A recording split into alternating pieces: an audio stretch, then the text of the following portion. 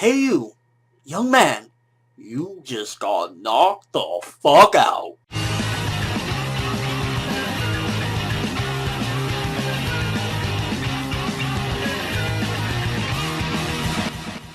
This episode kicked a lot of ass. It was funny, it had some progression, and overall I was just like, Leorio, why are you so raw, bro? Why are you so fucking beast? Like, this episode did a lot of fucking awesome things, and I'm just like, hell yeah, I went into it, I was like, what's gonna happen this weekend?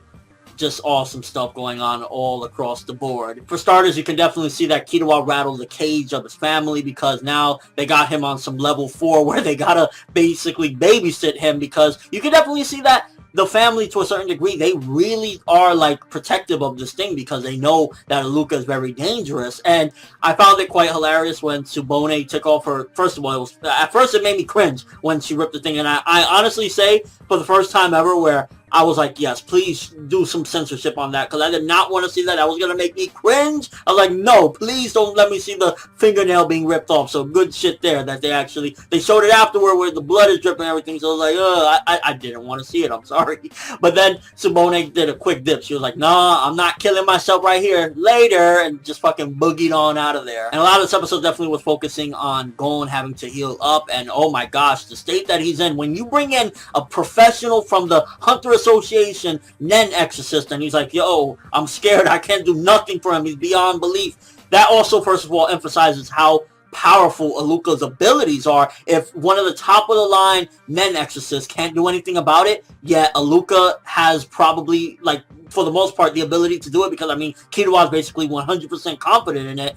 Aluka is something really ferocious and nothing to be fucked with as far as that power goes, because I mean, people are quivering in fear of Gon's carnage that he's in, and Killua's like, yeah, no, it's gonna happen. So that wishing ability is on a whole other level. And it's getting really awkward with this whole Aluka situation where Killua's like, hey, that's a girl, I'm not gonna leave a girl with you. And it's like, if I'm correct, I think Aluka is a boy. I don't get what it is. Is it just like Tagashi's little weird shit that he goes in every once in a while, with like he wants to do like tranny shit? I mean, if that's what Tagashi's trying to do, it's cool, but it just I don't get it, and I've tried, but I just don't get it what Tagashi's trying to pull at that, and I doubt that that's a Japanese thing. I guess fuck it. And bringing Leorio back into the fold was awesome, because the way things was done in this episode, it was just like, yo, Leorio, thank you for coming back. Now we get one small glimpse of Kurapika, and it was just like he's in this all dark room, he's in a dark suit, and Leorio's calling him and he's pretty much ignoring it. So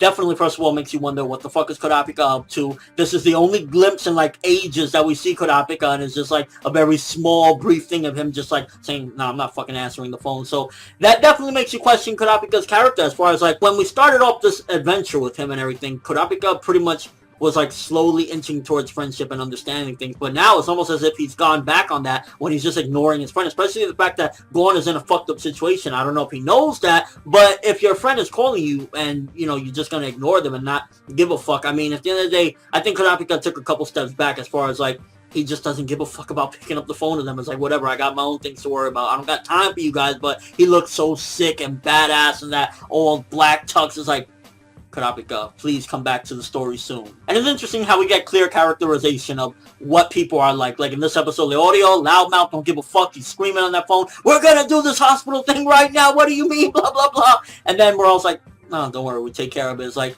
Morel is a perfect stoner. But hands down, one of the best bits of the episode, and what just made me think so many different things, was when Leorio called Ging out. What a lot of people, I mean, at the end of the day, the Hunter fan base, for the most part, has always looked at Ging as like, we want to see you so bad. You're probably one of the most epic characters as hell, you know, but you're just like many shonen fathers where you're pretty much a piece of shit. And when he called him out, he's like, you're not going to visit your son? Like, your son is on his deathbed, and you're not going to go see him? And he's like, well, did he ask to see me? You fucking asshole! I was like, Ging, I love you, guy. You're fucking awesome, and I want to see more about you, but that's your son, bro. Like, go visit him. And Leorio did what a lot of us wanted to do when he just did that. We get to get an example of his Nen ability, where seemingly he can open up portals of some sort, and he made his arm go through there and knock him out. Now, it looked to me in this episode that Ging, for the most part, foreseen that coming. So that was very interesting. It's almost as if Ging feels like maybe he deserves it. Maybe he felt like, yeah, I'm an asshole. Let me just take this punch or something. Because he looks down and he sees the portal opening. And I'm imagining someone at Ging's caliber, where he's pretty much like one of the top hunters of the Hunter Association, he could have easily dodged out. He probably could detect more or less what was about to happen. So the fact that he took that, it really makes you question Ging and his motives and his abilities and how much of a beast he is. But ultimately, this episode, hilarious. The shit with Tsubone, all the comedy gold up in here with Kitawa and stuff. But then also we're getting good progression as far as like the thing with Aluka is really close for him, getting ready to make that wish to heal up Gon. So a lot of good progression, and as well on the election, things is moving smoothly, like they're actually going forward again. So very good episode, hilarious, action-packed progression. It was like, fuck yeah, I'm gonna give this bad boy an 8 out of 10. Very good stuff. Leorio, you're the man, bro. Like, Leorio come back into the story, and I'm already like excited and hype, and he's doing great things. It's like, fuck yeah. But let me know what you guys thought of this episode. Were you excited? Were you hyped? First of all, do you think that Ging seen that punch coming?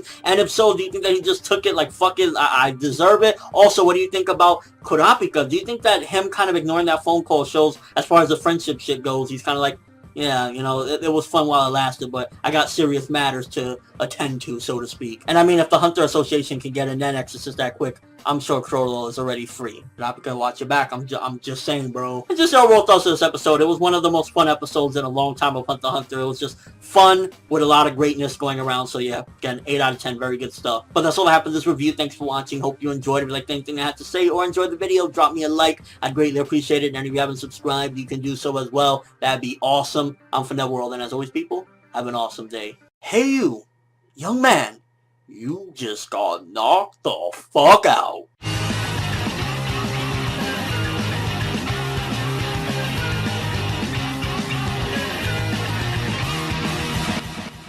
This episode kicked a lot of ass. It was funny, it had some progression, and overall I was just like, Leorio, why are you so raw, bro? Why are you so fucking beast? Like, this episode did a lot of fucking awesome things, and I'm just like, hell yeah, I went into it, I was like, what's gonna happen this weekend?